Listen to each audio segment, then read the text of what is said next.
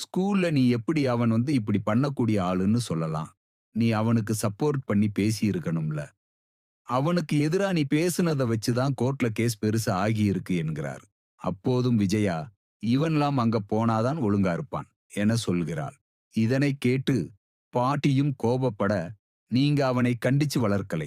உங்களால தான் இப்படி அவன் ரவுடி வளர்ந்திருக்கான் என்றெல்லாம் சொல்கிறாள் விஜயா. அந்த சமயத்தில் போலீசார் வருகின்றனர்.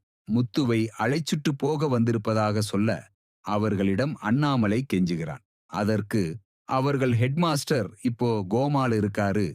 வேற வழியே இல்லை. சிறுவர் சீர்திருத்த பள்ளிக்கு அழைச்சிட்டு போய் தான் ஆகணும் என்கிறார்கள்.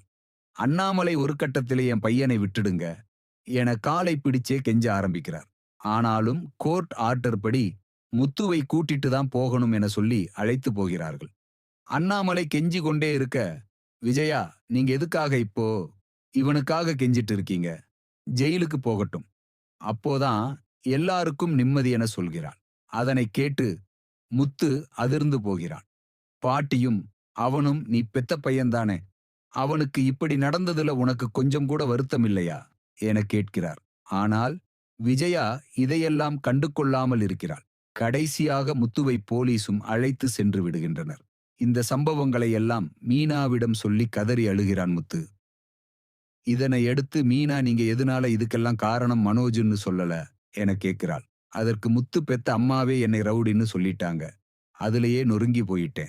இனிமேல் அவங்க மூஞ்சிலேயே முழிக்க கூடாதுன்னு பட்டி வீட்டுக்கு போயிட்டேன். அப்பா தான் வலுக்கட்டாய சென்னை கூட்டிட்டு வந்துட்டாரு.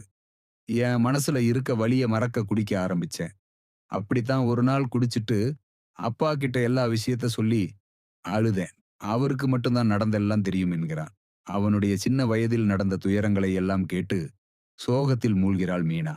இத்துடன் இன்றைய சிறகடிக்க ஆசை சீரியல் எபிசோட் நிறைவடைந்து இருக்கிறது.